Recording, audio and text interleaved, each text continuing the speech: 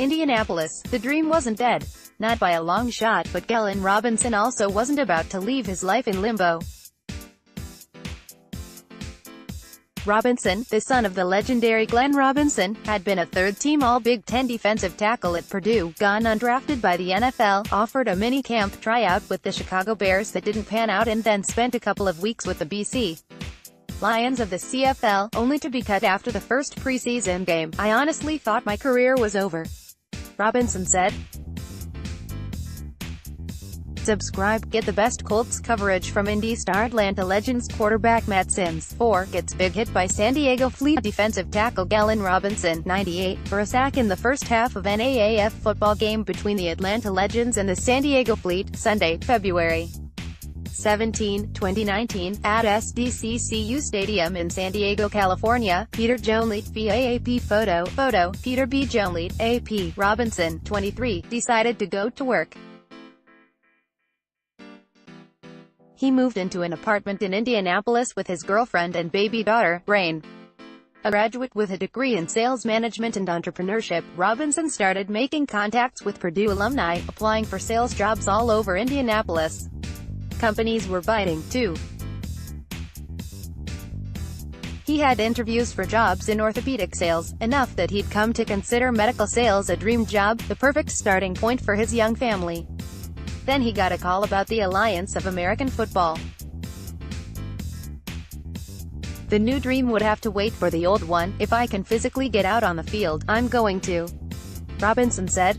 "I have such a passion for this sport and such a competitive spirit that I don't see myself without it anytime soon." The AAF is the brainchild of legendary former Colts executive Bill Polian and television producer, director Charlie Ebersol, who wanted to establish a spring league that could develop young players for the NFL. 8 teams, no gimmicks, just a second chance for guys to prove they can play. But the AAF is primarily made up of men like Robinson, men who have had brushes with the NFL only to be discarded, men looking for one more chance.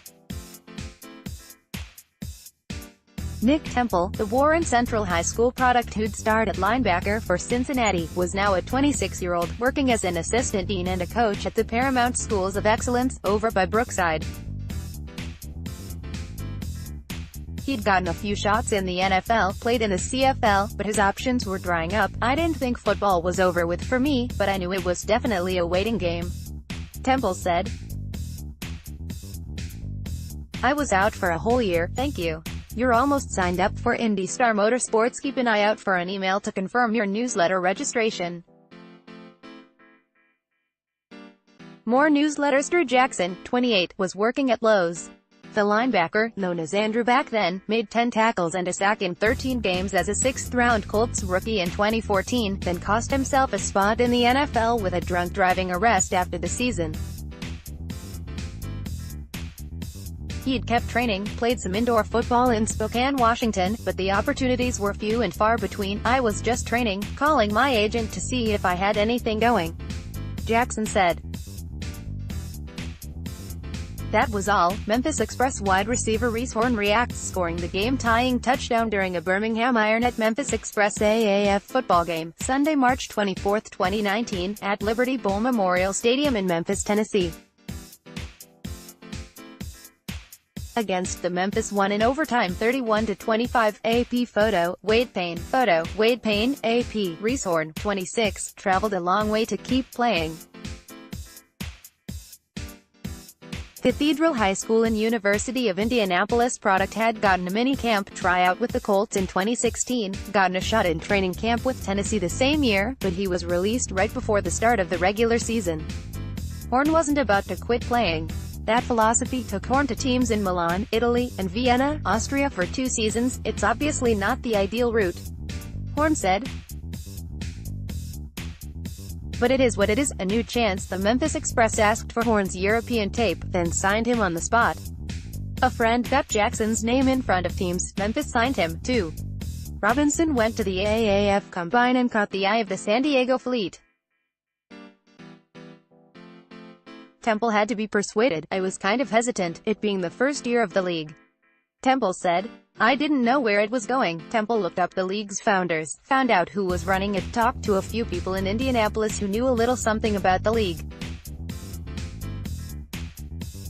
Another Warren Central product who'd played in the NFL, Gelen Robinson, got Temple to start training with him. Temple went to the AAF Combine and earned a spot with the San Antonio Commanders.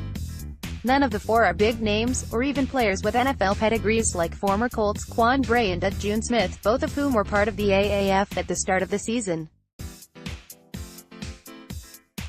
But that's the thing about football. Sometimes players continue to develop, sometimes they just need to be in the right situation. Sometimes all they need is a chance.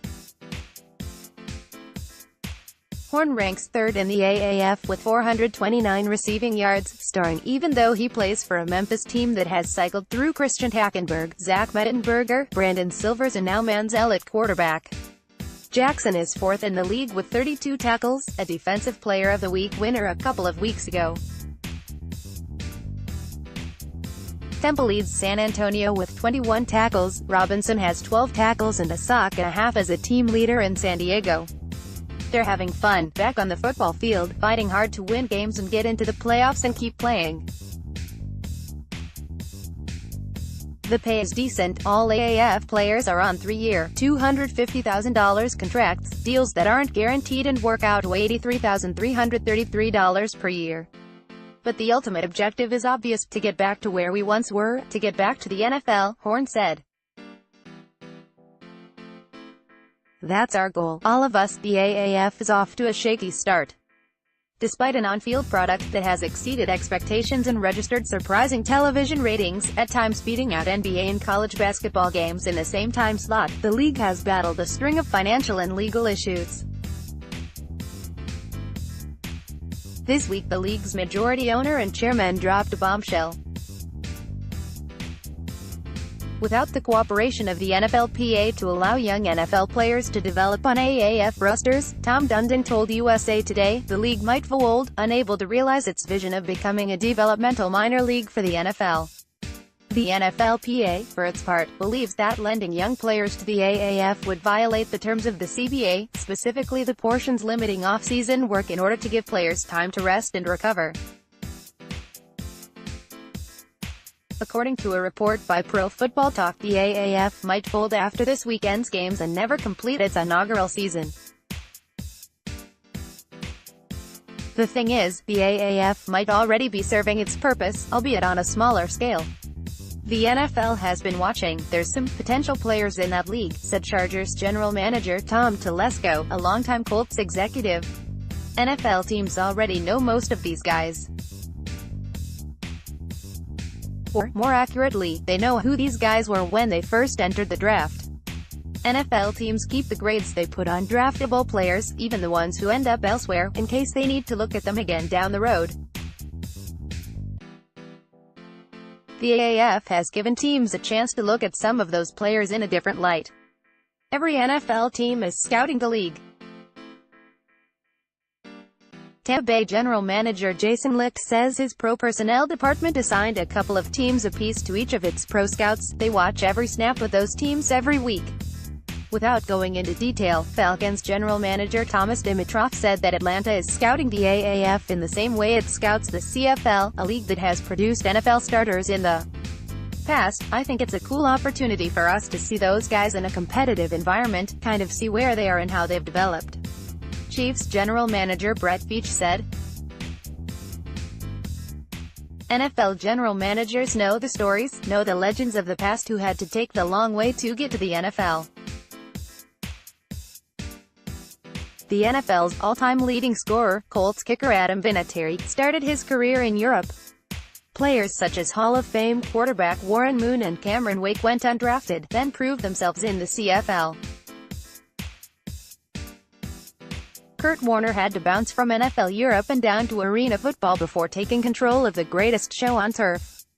Sometimes a player just needs a little time to develop. I like the idea that there's opportunities for guys who aren't in this league to keep playing the game. Colts coach Frank Reich said. The way scouting is today, we're looking at anybody who has an opportunity.